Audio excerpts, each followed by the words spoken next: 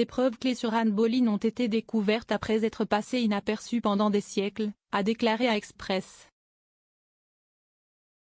Co.uk. Un historien qui a fait des recherches sur les Tudors. Anne Boleyn était la deuxième épouse d'Henri VIII, qui fut roi d'Angleterre de 1509 jusqu'à sa mort en 1547. Henri fut captivé par la beauté d'Anne lorsqu'il posa les yeux sur la jeune femme à la cour. Elle était une dame d'honneur de la première épouse du roi, Catherine d'Aragon, qui l'épousa à l'âge de 17 ans seulement. La passion d'Henri pour Anne, et l'échec de Catherine a donné naissance à un héritier mâle. L'ont amené à demander au pape Clément VII une annulation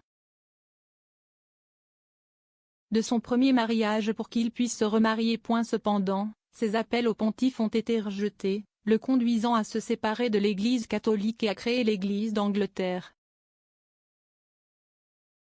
Henri a eu quelques années heureuses avec Anne, mais comme Catherine, elle a également été incapable de donner naissance à un petit garçon.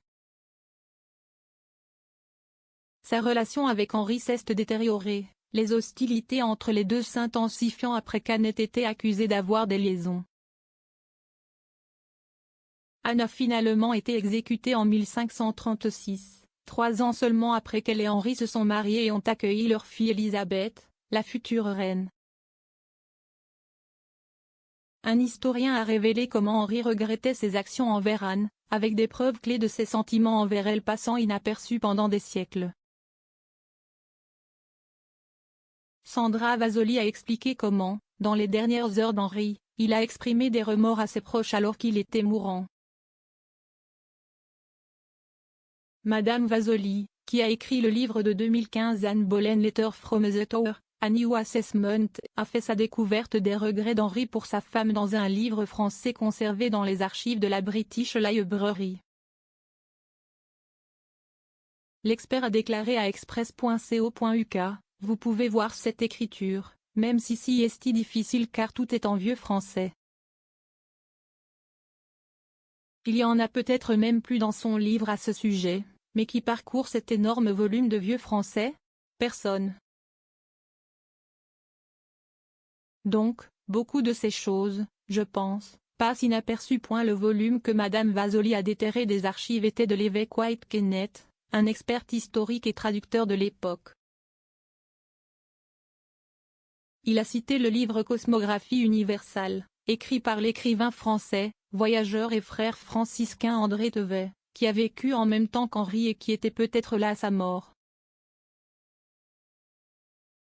Tevet a écrit: le roi reconnaît avec une grande douleur à sa mort les blessures qu'il avait faites à la dame Anne Boleyn et à sa fille.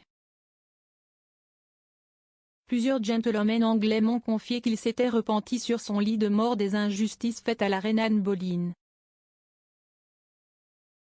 D'avoir été faussement accusée, et pour la punition qui lui a été infligée qu'elle est morte en bonne position chrétienne et doit être enterrée conformément à l'Église de Rome. C'est en association avec cette situation qu'il, Henri, a tenté de réparer ces injustices, et de tout son cœur, signe son nom à ce témoignage.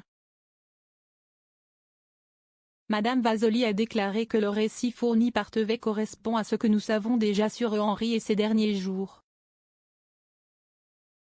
Elle a déclaré: cela s'intègre réellement, car dans les dernières heures de sa vie, dans les derniers jours de sa vie, il n'y avait que quelques personnes très sélectionnées qui l'entouraient.